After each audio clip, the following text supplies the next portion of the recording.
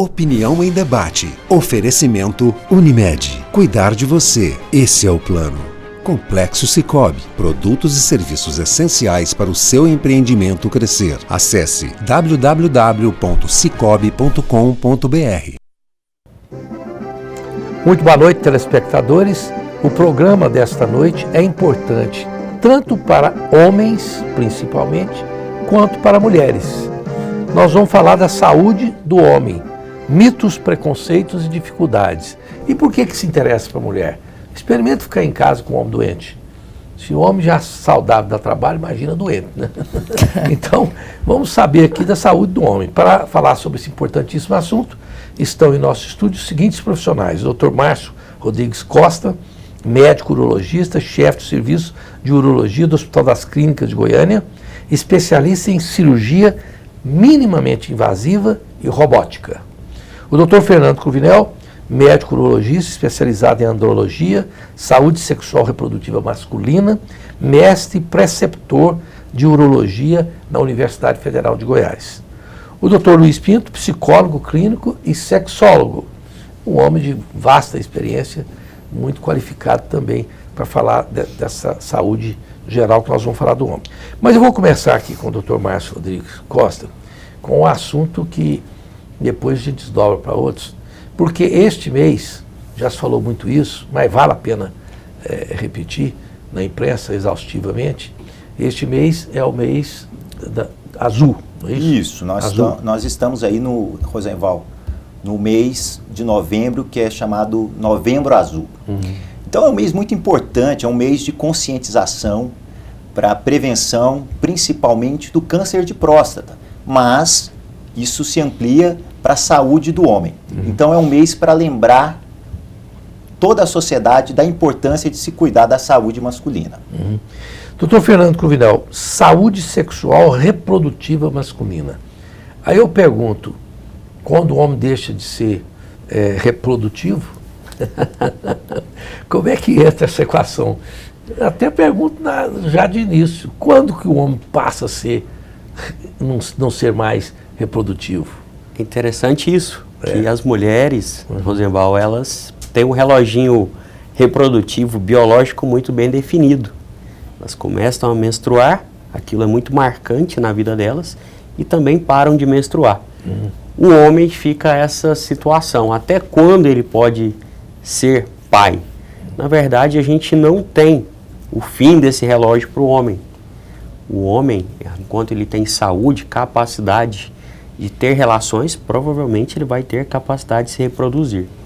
Mas é interessante que a gente correlaciona muito a mulher com o fato de estar mais velha, ter mais dificuldade. E o homem parece que não, mas os estudos mostram que a coisa é um pouco diferente. Homens mais velhos têm mais dificuldade, tem uma associação maior de algumas doenças nas proles com pais mais velhos, principalmente transtornos mentais. O transtorno de espectro autista está cada vez mais sendo compreendido e está relacionado com isso, idade paterna avançada. Puxa vida. Então temos muito a descobrir. Os nossos idosos aí que querem fazer filho, às vezes pede ajuda para os universitários, né? Vai num banco de espera, mas porque é um fator de risco, né? Porque o que é risco? Não que eu estou dizendo assim, uma criança autista, hoje eu entrevistei recentemente um autista que ele estava fazendo medicina, já estava indo bem, e depois ele decidiu, e ficou famoso, está famoso, decidiu largar o curso de medicina, é autista, hein? Até com um grau bem evidente. E ele virou um DJ, e é famoso. Eu esqueci o nome dele agora, depois vou tentar me lembrar. Mas, enfim, é uma pessoa que tem que pensar nisso também, nessa possibilidade, né? Agora, doutor Luiz Pinto, o senhor que é psicólogo clínico e sexólogo, os homens têm um prurido, têm um problema que eu não entendo, alguns homens, porque os que são mais conscientes não têm o que eu chamo de bobagem, que não querem fazer o toque, ignorando que o exame de toque, ele é até hoje, o PSA, depois os médicos podem fazer, é um indicador, mas não é preponderante sobre o toque, que é uma coisa muito tranquila e o médico pode fazer um diagnóstico mais preciso, mais rápido. E é uma coisa que dura 3 segundos, 4 segundos, quando muito. Por que o homem tem essa coisa de fazer o exame de toque, sendo que a mulher, ela põe um espéculo, né? Exatamente. Um espéculo na vagina, que é um negócio altamente invasivo, né? Isso tem a ver com o quê? A nossa cultura, antes de mais nada. É. Porque desde pequeno, por exemplo, nós nos valemos pela ereção. O menino que nasceu com culhão roxo, eu lembro da minha época, hoje não se vê mais falar nisso, mas significava que o machismo. Então, a nossa virilidade, o nosso poder está tudo concentrado na nossa genitália. O ânus, por outro lado, significava a nossa identidade sexual. Não pode brincar com o ânus. Aquela coisa toda que isso aí tinha um significado de homossexualidade. E apesar de tudo isso, a criança, nas descobertas, no desenvolvimento da criança, quando começa a descobrir a sexualidade, as sensações sexuais, por exemplo, e ele, dentro da ingenuidade dele, acho que todo mundo já ouviu falar no troca-troca. As crianças tinham muito essa questão de brincar de animais, copulando um com o outro, dentro da ingenuidade deles, essa coisa toda. Mas aquilo ali, na verdade, eu vou falar tinha porque hoje teve tantas mudanças, né? Quer dizer, a forma de repressão, ela muda de maneira sublimada, tá entendendo? Como se fosse uma virtude, mas eu acho que toda a curiosidade da criança, ela é válida. O troca-troca, a descoberta, as perguntas que se faz em determinado momento da vida, que é para o seu desenvolvimento.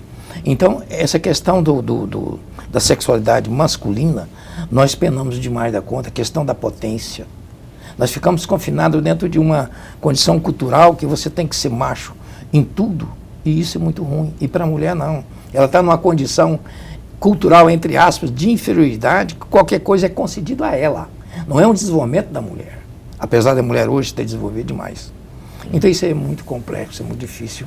Nós vamos falar um pouco mais sobre isso. O senhor fez um apanhado aí muito, que é científico, é ciência isso, é analítica, né? Mas hoje as crianças não fazem brincadeiras uns com as outras, nada, porque elas só brincam basicamente com 2 personagens, com o Samsung e com a Apple.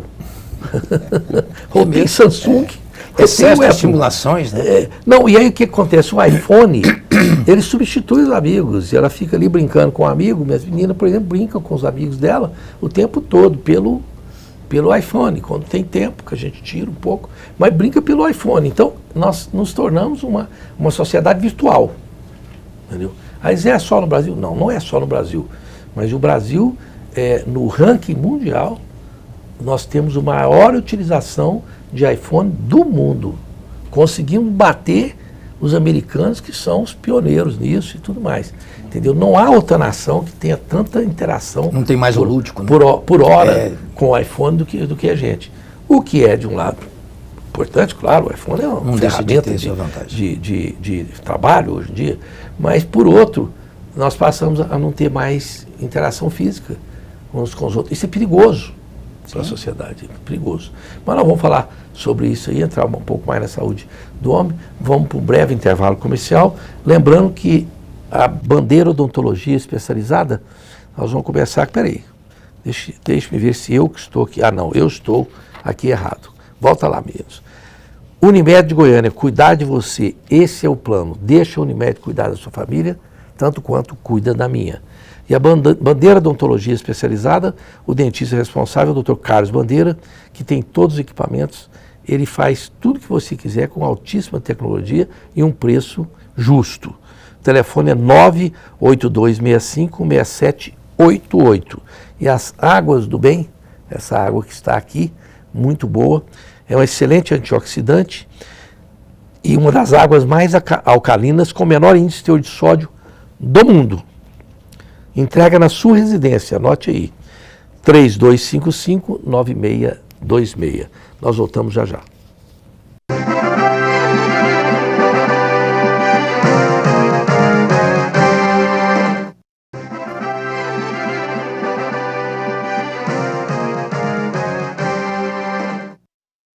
Com o Opinião em Debate desta noite com o tema A Saúde do Homem.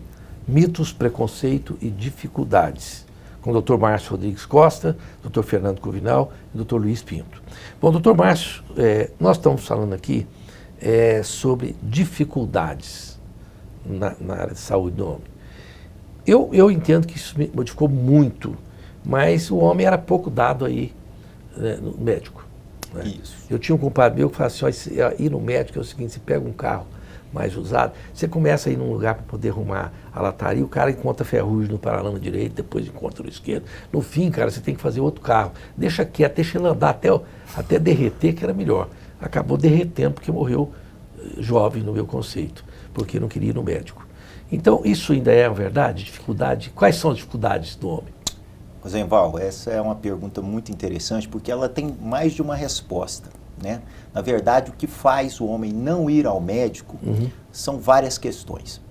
E uma delas é o preconceito, né, que ele tem com relação ao exame. Ele tem medo de fazer exames e descobrir que está doente. Ele tem medo de fazer exame de toque e aquilo afetar de algum modo a sua masculinidade. Ele muitas vezes é uma pessoa desorganizada, ele sabe que tem a necessidade de fazer exames periódicos, cuidar da sua saúde, mas ele não se organiza para ter um tempo para aquilo. Então, esses são algumas coisas que a gente pode pontuar aqui, né? Interessante é que muitos homens hoje estão indo ao consultório porque as mulheres levam. Chegam acompanhados das esposas e eles sentam no consultório e diz assim, olha, eu não tenho nada. Aí a esposa, não, agora eu vou falar. E é a vez da mulher falar e dizer, olha, ele sente isso, sente aquilo, reclama daquilo, já me contou esse problema. Enfim, e aí começa uma conversa para a gente poder entender o que está acontecendo com uma pessoa e tratar aquela situação que ela está apresentando naquela ocasião. Tem mulher que conta que o homem tem e o médico fala assim, nossa, eu estou surpreso que você ainda esteja vivo. Vai pôr tanto defeito no cidadão que é brincadeira, mas a mulher sabe de tudo. Certo. Sabe, não, você tem dor na perna à noite, você tem isso, você não funciona assim, não funciona assim. Então, como diz o outro, tem que se acomodar a esse tipo de coisa. Mas, doutor Fernando Cruvinel, nós estamos falando aqui também sobre preconceito, né? Quer dizer, o preconceito do homem com quem? Quer dizer, o homem será que sente-se melhor com uma médica ou com um médico? Tem esse tipo de coisa? Será que não? Porque eu vejo, eu sinceramente ainda não conheci urologista mulher. Eu sei que tem, mas eu não conheci. Tem mulher urologista? Tem, né? Tem, já consultei com uma. Já. Até recentemente aqui no estado, se eu não me engano, tínhamos 3 urologistas Pois mulheres. é, pouco, né? E agora no Hospital das Clínicas, onde o Márcio e eu somos professores, tivemos um caso que foi inédito no Brasil, que foi um serviço de residência de formação de futuros urologistas 100% composto por mulheres. Que legal. Nos 3 anos. Primeira vez no Brasil que isso acontece. E será que com essa coisa de preconceito, será que não seria mais habilidoso para o homem ir num urologista, não? A gente vê na prática ainda uma grande resistência, até porque a gente acompanha elas na formação, a gente vê de fato que há uma maior barreira dos homens em se abrir com mulheres. O homem já tem dificuldade de se abrir conosco. E aí a gente pega muito do que é o constituído homem desde lá de pequeno. Nós encaramos doença como o quê? Como uma fraqueza, como uma inferioridade. Quantos casos nós conhecemos aqui, de até conhecidos mais antigos principalmente, que esconderam uma doença até o leito de morte. Por quê? Muito por isso, porque transparecer aquilo era uma fraqueza. E muitas vezes o homem, é interessante isso, ele assume o papel de cuidador da família, dos filhos, mas ele não cuida dele. Quer dizer, é um contrassenso, porque se ele não cuidar dele, como é que ele vai cuidar da prole, né? Agora, doutor Luiz Pinto, depois me dá o nome da sua urologista. Eu vou procurar. É brincadeira. Mas, veja bem... Não, mas depois eu te dou mesmo. Tá certo. Muito boa. Mas E ainda falando sobre isso, doutor Luiz, como o preconceito, né, esses mitos, né, eu pergunto, será que isso... Bom, eu já tive em 3 países diferentes, nos quais os homens não tinham tanto esse negócio. E até eu fazia questão de perguntar, porque como eu morei lá, eu já tinha que fazer os exames, né, que a gente faz anualmente. Eu vejo que isso também é uma coisa muito, me parece assim, bem afeita ao latino-americano, né? Olha, e basicamente, sabe o que é? Não vamos complicar muito a questão de educação. Eu acho um absurdo uma faculdade de psicologia, não vou dizer medicina, não tem uma cadeira de sexologia. Fala-se muito em sexualidade no plano freudiano, psicanalítico, sem realmente falar sobre a extensão que é a sexologia. Então, a educação, ela manda muito. Piada você pode contar à vontade em qualquer ambiente, todo mundo acha interessante. Você falar sério sobre sexo, você muitas vezes é condenado àquilo. Aquilo é o inverso, é considerado muitas vezes como indecência. Eu, como sexólogo, por exemplo, eu tenho que ter muito cuidado. Porque senão a pessoa... Eu realmente, como gosto de conversar... Educação, acima de tudo, conhecimento. Não é? Eu gosto de conversar tudo abertamente. Às vezes tem pessoa que fala, nossa, eu não devia nem falar sobre isso. Eu falei, como? Por isso é uma coisa que existe, uma coisa que está aí, não é? Então isso há uma coisa muito ainda debaixo, assim, de um cobertor de obscuridade, né, em torno da sexualidade humana. É um negócio impressionante. Você veja uma nação evoluída em muitos aspectos, citada para tudo, como os Estados Unidos. A nação americana vive um dilema terrível, porque é a maior produtora de filmes eróticos do mundo, é a maior usuária de filmes eróticos do mundo, e o americano finge que é ultraconservador. Então, há uma discrepância entre isso, né? Então, nós aqui também temos essa coisa bem... Mas nós vamos falar um pouco sobre isso também, porque eu acho que tem uma coisa a ver com... Não é a religiosidade, é a religião. A religiosidade... Isso é inerente ao ser humano. Ser humano, né? Não é o cristianismo.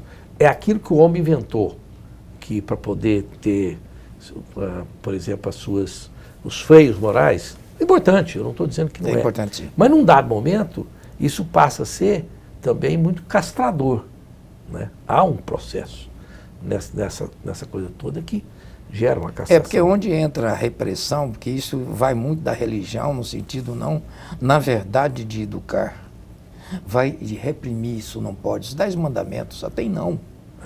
E o que eu acho interessante, até como pai, como avô, quando você fala, não faça isso, por exemplo, a criança, quando ela está descobrindo as coisas, que vê uma tomada, você enfia um negócio ali, uma tomada ali, funciona a coisa, funciona, aquilo desperta nela o senso científico natural que toda criança tem, está entendendo? Que ela quer fazer aquilo com um garfo, com um arame, aquela coisa toda. Aí você começa com não, dá tapinha na mão. Isso gera inconscientemente um senso de transgressão. Como é que todo mundo pode, isso funciona e eu não posso? Ela vai fazer escondido. O que eu fazia? Eu comprava aquelas tomadinhas de plástico e colocava para não dizer não. Quando queria, pai, me ajuda, coisa desse tipo, como se fosse assim, eu ia tentar, mas não dando conta como ele. Então eu não tinha um não. Então, como ele vai crescer, ele vai tendo um discernimento, que depois ele aprende.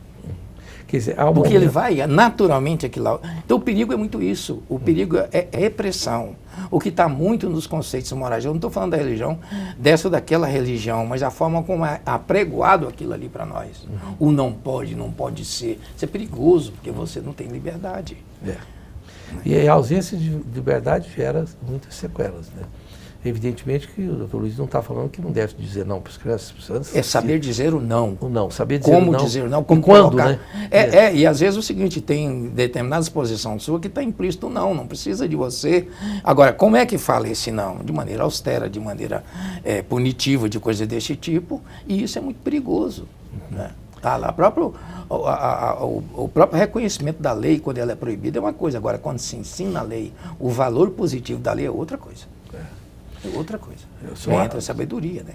São aspectos para a gente repensar a vida cotidiana. Agora, eu quero lembrar que a Credijur é a instituição financeira da família e dos negócios dos advogados em Goiás. Filie-se e aproveite as vantagens dos produtos e serviços. Complexo Cicobi com mais de 2.000 pontos espalhados pelo país. E depois, como sempre, eu quero falar eu conheço 104 países e uma empresa de turismo que me atende qualificadamente, que é o Universo Tour Viagens e Turismo. Eles têm 2 unidades, em Goiânia, na Avenida Milão. Você fala com a Isabela Santana pelo 64992420382. E em Rio Verde, lá na Terrinha, nas Abóboras, você fala com a Valda Queiroz, no telefone 64992682032. E o Universo Tour Viagens, com você do início ao fim, coisa que eu já comprovei que eles fazem. Vamos para o intervalo, voltamos já já.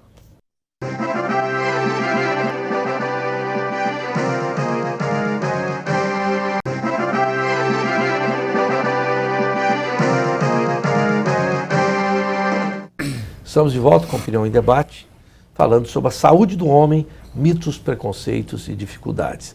E eu agora começo aqui com o Dr. Luiz Fernando Cruvinel, porque a gente fica pensando que um grande problema para o homem, talvez no seu consultório, é a dificuldade e o medo de perder sua virilidade, não é? E aí a gente tem outras clínicas. Recentemente eu estava passando ali, indo para o autódromo, para um dos condomínios, tinha um outdoor gigante lá falando sobre aumento de pênis, né? O que eu acho, assim, do que pouco que eu sei sobre anatomia humana, deve ter um ano de medicina, é uma coisa assim, é um risco tremendo, né? Então, esse é um problema que entra no mito e preconceito e dificuldade do homem, quer dizer, achar que precisa ter uma coisa, como diz assim, avantajada, não? Esse é um símbolo que sempre esteve presente, né, na nossa humanidade, diversas culturas. Foi interessante que a última viagem maior que eu fiz foi para o Egito. Aí quando a minha esposa me pegava fotografando, era algo que? Era aquela inscrição antiga de 4.000 anos com um cara que era uma proporção, né, divina, porque ali estava a representação de algo divino mesmo. E isso se perpetua até hoje. Se perpetua como? Os filmes pornográficos que a gente conversou, que ali a gente tem pessoas, não são selecionadas pelo talento, mas sim, né, pelos corpos diferenciados acima da média.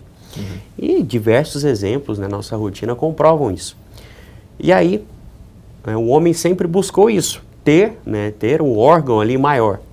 A gente tem, de fato, procedimentos que são arriscados, principalmente na mão de não especialistas. Este aí que tem esse cartaz não é urologista, por exemplo, mas, felizmente, estamos chegando hoje em procedimentos cada vez mais eficazes, mas principalmente seguros. Eu vou dar um exemplo que é da minha prática, inclusive, eu faço um preenchimento, que é a base de um material seguro, que oferece principalmente um aumento de calibre, não tanto em comprimento, mas sim dá uma volumização. Mas é interessante que o homem tem que entender que isso, ele é um componente que pode, de fato, melhorar a sexualidade dele, mas que não é tudo. Não vai salvar um relacionamento, não vai fazer ele um cara diferenciado. Aí o sujeito fala, não, eu vou calibrar o pneu, depois eu vou calibrar o meu. Eu vou no médico calibrar o meu. Coisa. É quase como... Eu gosto muito de brincar, porque esse assunto é tão sério, que eu brinco para poder dar uma leveza no assunto. Mas a pessoa precisa, por exemplo, o doutor Márcio Rodrigues Costa, tem que olhar. Eu acho que um médico que propõe um tratamento desse para o cliente, ele precisa, primeiro, conhecer muito bem o cliente, o seu cliente, para verificar se ele primeiro não precisa ir num psicólogo, com certeza. Se ele primeiro não precisa ir num outro tipo de correlação, para depois fazer uma coisa tão invasiva quanto sujeita a toda operação era sujeita a uma ruptura, não é? E ali é um lugar, o pênis é um lugar tem muito vaso, né? Sim. Então, eu acho que isso cabe muito ao médico tentar entender isso, né? Exatamente. E esse paciente que procura esse tipo de ajuda, né, um alongamento do pênis ou um aumento do seu diâmetro, né? É uma pessoa que está, né, numa situação muitas vezes fragilizada, é uma pessoa que precisa previamente, é muito interessante ele ter uma avaliação do psicólogo, porque eventualmente a pessoa ela não tem um problema estético, mas ela tem uma percepção da imagem distorcida. Ela acha que tem um pênis pequeno, ou ela acha que o pênis dela é fino, e na verdade está dentro de uma proporção normal.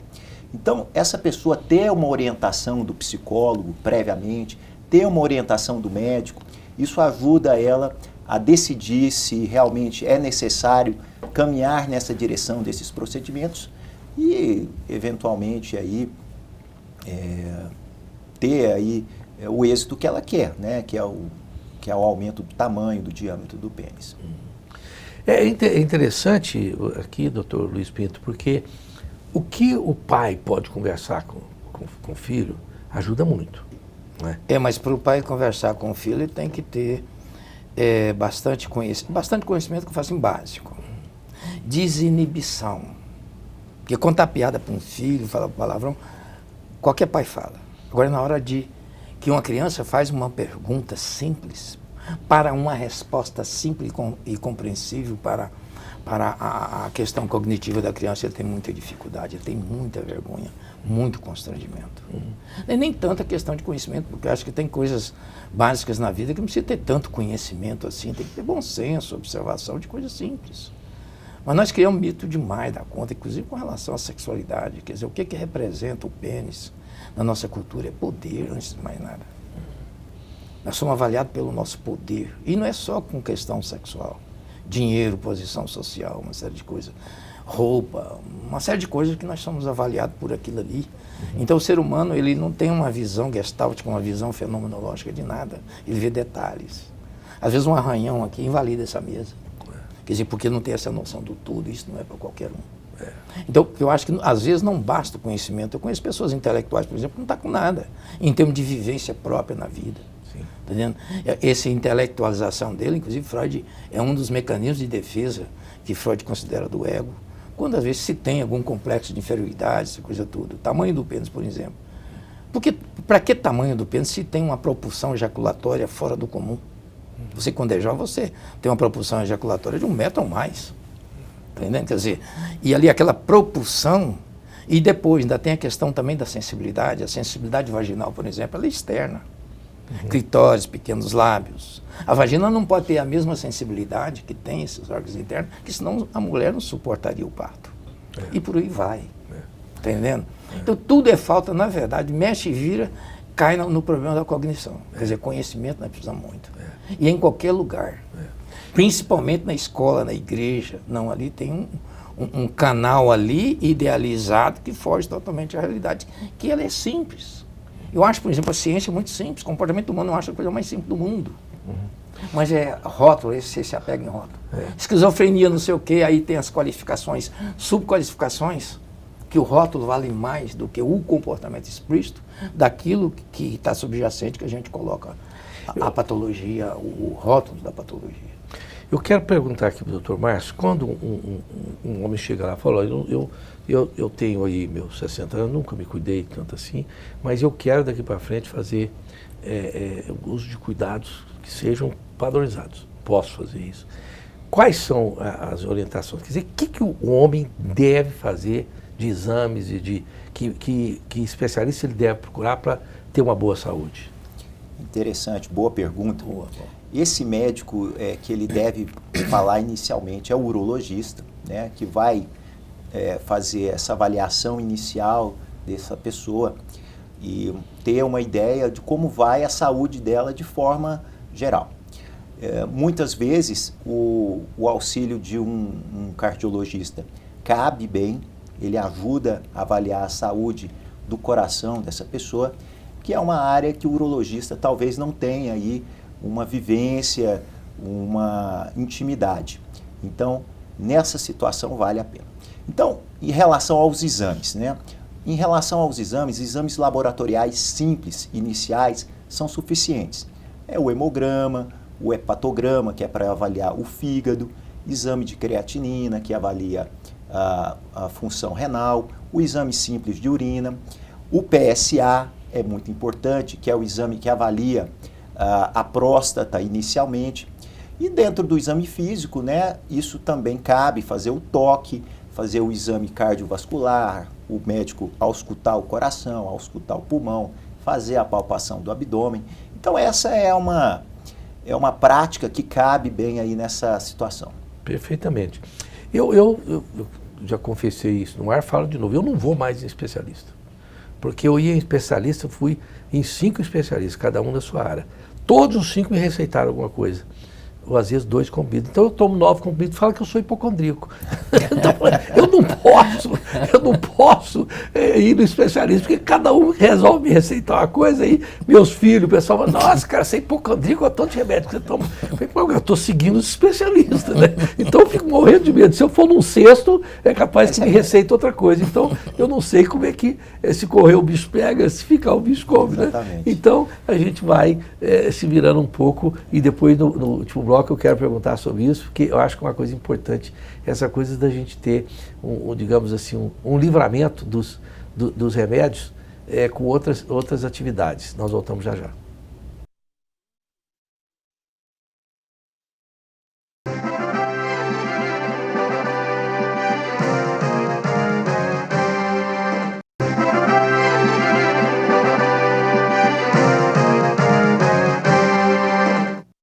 Estamos de volta com Opinião em Debate, falando sobre a saúde do homem. Infelizmente, no último bloco, muitas coisas vão ficar sem serem indagadas aqui, mas a gente pode fazer um outro programa sobre isso. Mas, muito rapidamente aqui, Dr. Fernando Cruvinel,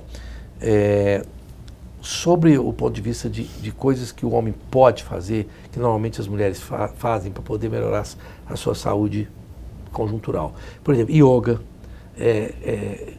cursos de meditação, simpósios que fica lá, eu já fiz até, que fica 3 dias de voto de silêncio para você se introspectar, um monte de coisa que são inerentes. Você vai nesses cursos, quem quiser arrumar namorada, noiva, vai nesses cursos que lá 90% são mulheres, né? Então, por que o homem não faz isso? O senhor preconiza que o homem faça esse tipo de coisas assim mais espirituais, mais fluídicas, vamos dizer assim? Sem dúvida, a gente tem aquela união entre o corpo, a nossa máquina, a nossa mente, o nosso espírito e o nosso meio social. Nós, como médicos, lógico, a gente tem um enfoque maior no corpo. E aí a comparação com a mulher é muito boa. A mulher tem muito bem estabelecida. Ela adulta, ela vai em quem todo ano para se cuidar? Na ginecologista. E engraçado, quando a gente pergunta para o homem em quem você vai, ou quem você deve ir, o homem não sabe responder. E nós, urologistas, nos colocamos cada vez mais nesse papel de cuidar da saúde do homem como um todo. E aí, não basta cuidar só da máquina, tem que cuidar do que regula ela, nossa mente. Felizmente, hoje, temos pouco tempo, né, para pensar consigo mesmos. A gente tem muito estímulo o tempo inteiro, a gente não para quieto com o nosso pensamento, a gente está pegando o celular para consumir algo. Então, falta isso para a gente. Conhecer, pensar sobre si mesmo, pensar o que aconteceu no nosso dia, tentar se entender melhor, né, para se ajudar, para se cuidar. E isso realmente falta hoje em dia. Doutor Márcio, infelizmente o último bloco tem pouco tempo, mas eu devia ter perguntado num bloco que tivesse mais tempo. Mas o senhor pode, muito rapidamente, dizer se o senhor é a favor dos chips, que o pessoal batiza como chips da beleza, mas não é isso a ideia. São chips que fazem aquele controle hormonal. É para o homem e para a mulher também? Qual a opinião que o senhor tem sobre isso?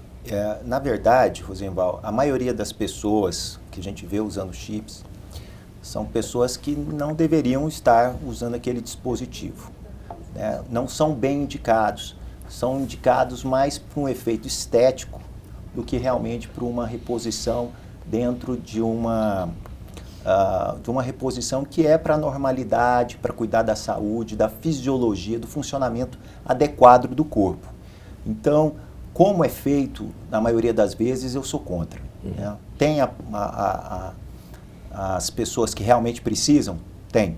Mas a gente vê que isso é a minoria. Eu estou com um chip, né? Eu gosto de dar meus exemplos aqui porque eu sou uma pessoa que conta para o telespectador o que eu faço, né? Mas com o Dr. Ribamar, que é um nutrólogo muito consciente, disse, não, você está numa quilometragem que, pelos seus exames aqui, eu vou pôr determinado tipo de chip, porque eles não são assim, eles são personalizados, né? E confesso que me deu mais ânimo, mais energia que eu estava sem. Então, eu acho que nesse caso, por exemplo, eu acho que quando o nutrólogo é bom, quem está colocando tem consciência, pode ser Sim, uma ajuda da ciência, né? Com certeza, quando a pessoa fez uma avaliação adequada, tem uma pessoa de confiança que está orientando essa colocação desse chip, cabe colocar, né? Desde que seja uma coisa muito bem explicada, risco-benefício, né? E o benefício você vê, você está sentindo disposição, vontade de fazer as coisas, malhar, trabalhar. Sem dúvida tem aí os pontos positivos que são indiscutíveis. Bom, doutor Luiz, o senhor como sexólogo, muito rapidamente, quantos minutos tem aí, Ana? 3. Vê se o senhor pode fazer isso. Quais são as queixas mais comuns dos homens quando vão no seu consultório procurar um sexólogo? Quais são as dores do homem mais comuns? Olha, a gente fala crise existencial, ela tem uma dimensão muito grande, né? Se o sujeito ele é indicado especificamente, no caso eu ser sexólogo, primeiro ele resiste muito, ele nega, por negação. Porque ele quer esconder o lixo debaixo do tapete. Não adianta esconder porque vai feder do mesmo jeito. Mas chega num ponto que ele não tem outra opção. Ele vai cheio de defesas, ele vai com queixas, ele vai rodeando. Dependendo de quem foi a indicação, a gente já sabe. Dependendo da forma como ele queixa, a gente sabe. Agora o psicólogo ele tem que ter, principalmente o sexólogo, ele tem que ter muito cuidado. Porque não é porque eu sou um conhecedor mais profundo da sexualidade humana que eu não tenho que levar em conta, em consideração, os preconceitos, a parte cognitiva dele, o que ele aprendeu dentro dessa cultura nossa. Eu tenho que ter muito cuidado. Porque ele rodeia muito. Pode ser o que for, ele rodeia muito. Porque o homem ele tem um senso de onipotência e que ele nega muita coisa. Ele mente para ele mesmo, mas ele não sabe que isso aí é tão pernicioso. Enquanto ele pode se fazer valer, ele vai. Aí é onde eu falo para você, a gente tem que ter muita coragem para ser feliz, para encarar uma verdade. Porque o mundo ele é muito dissimulado, e eu acho que é em qualquer cultura humana. O ser humano ele é muito complicado. Por isso que eu gosto dos primitivos. Os primitivos, eles andam nu, eles não têm indecência. Nós, qualquer coisinha, nós temos indecência. Okay. Quer dizer, então, isso é muito relativo. Agora, o homem, a queixa maior dele, ele fala sobre trabalho, ele fala uma série, ele vai rodeando. Até e o psicólogo tem que entender que também, antes de mais nada, é uma coisa tão íntima, tão comum ser esse complexo dele de ser taxado como inferior, como qualquer coisa, que ele, na verdade, o paciente ele tem que ter muito cuidado. E o psicólogo mais ainda. Ele tem que deixar ele à vontade. Eu sou muito descontraído nas minhas sessões. E é verdade. Para ganhar aquela confiança dele. Aí sim, ganhou a sua confiança, ele confessa tudo. Mas é interessante que alguns vão no sexólogo e falam, eu estou vindo aqui em nome de um amigo meu, que até me contou todos os problemas dele, eu quero contar para o senhor para ver como é que eu ajudo ele. E às vezes ele fica lá indo para o amigo dele uns 2 anos. É primo do amigo dele, né? Quando diz aquela propaganda lá, né? Mas como é que você sabe o fulano, sobre o seu amigo? Eu converso com ele todo dia que eu saio daqui, doutor. Então, eu estou brincando assim, mas... Mas aí o psicólogo tem que ir na onda dele. Tem que ir na onda. Trata o amigo. Não, né? não, você não quer falar... Aí está a nossa habilidade, porque o ponto fundamental do psicólogo é ganhar a confiança do indivíduo. Perfeito. Ganhou e conta tudo. Mas vamos lá. Eu quero agradecer aqui o Dr. Márcio Rodrigues Costa, o qual tive a grata satisfação de conhecer. Ele está agora participando também ali, mesmo que esporadicamente, do time de debatedores na 98,7 Bandeirantes. Conosco está no Opinião em Debate de manhã. O Dr. Fernando Cruvinel, que já esteve aqui pela segunda ou terceira vez? Segunda vez. Segunda vez. Até a terceira. Muito simpático, nos atendendo aqui. O doutor Luiz Pinto, que é meu sócio há muitos anos. Eu acho que o doutor o programa completou 20. Você lembra, Carlão? Completou 20 anos, né? Nós completamos 20 anos. Sim, 20 anos. Então, o Dr. Luiz está comigo há 20 anos, porque ele esteve no 4º programa que eu fiz na TVC Cultura. Tem o muitos 4º. anos. Então, portanto, ele tem 20 anos que nós... E você não sabe o quanto me valeu isso em todos os aspectos. Até para minha vaidade foi ótimo. Tá entendendo? Mas, agora, no meu compromisso profissional devido a isso, que foi tudo gerado por você não sabe a gratidão que eu tenho por você. Não, a gratidão temos nós, porque o senhor dividir aqui sua expertise, é um grande psicólogo, um ser humano fantástico, que se acha com muita dificuldade. Portanto, eu sou fã do Dr. Luiz Pinto, psicólogo e sexólogo, o qual eu indico, porque ele é muito sério no que ele faz. Eu quero agradecer, nós estamos terminando o programa, podemos fazer um outro programa com outras incursões sobre a saúde do homem. Até a próxima quinta-feira, se Deus quiser.